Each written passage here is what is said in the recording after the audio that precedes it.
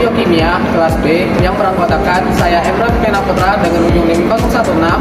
Saya Arvina dengan ujung NIM 028. Saya Muhammad Rati Farhan dengan ujung NIM 04. Baik, di sini kami akan menjelaskan materi tentang katabolisme asam lemak. Tujuan pembelajaran, mahasiswa mampu menunjukkan sikap tanggung jawab untuk memahami katabolisme asam lemak. Prosedur proyek. Sampel yang digunakan 1 kuning telur, 2 minyak sayur, 3 kacang hijau. Oksidasi asam lemak rantai panjang menjadi asetil KOA adalah jalur penghasil energi sentral di banyak organisme dan jaringan. Elektron yang dikeluarkan dari asam lemak selama oksidasi melewati rantai pernapasan mendorong sintesis ATP.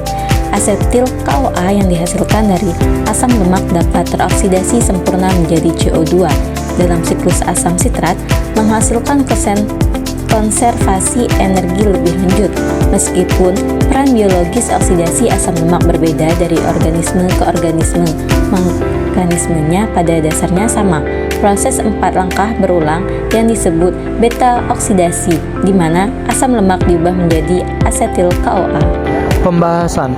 Katabolisme asam lemak merupakan proses penguraian senyawa organik kompleks menjadi molekul sederhana untuk menghasilkan energi dalam bentuk ATP yang esensial bagi fungsi seluler makhluk hidup. Asam lemak sendiri adalah asam monokarboksilat rantai panjang yang dapat ditemukan dalam berbagai bahan pangan seperti kuning telur, 35% lemak, minyak goreng kaya asam palmita dan oleat, serta kacang hijau. Proses katabolisme ini bertujuan menghasilkan energi cadangan, membangun komponen struktural seperti protein dan lipid, serta membuang limbah nitrogen. Mekanismenya dimulai sejak makanan memasuki mulut melalui aksi lipase lingual, kemudian berlanjut ke lambung di mana garam empedu mengemulsikan si lemak yang belum terolah.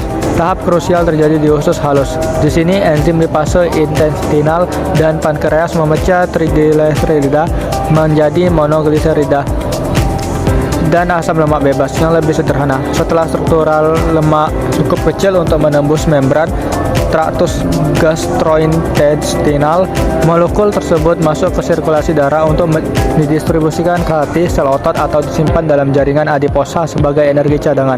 Melalui proses sistematis ini, tubuh memastikan bahwa asupan lipid dari makanan dikonversi secara efisien menjadi bahan bakar metabolik atau material pembangun sel yang diperlukan untuk menjaga kelangsungan hidup dan stabilitas fisiologis organisme.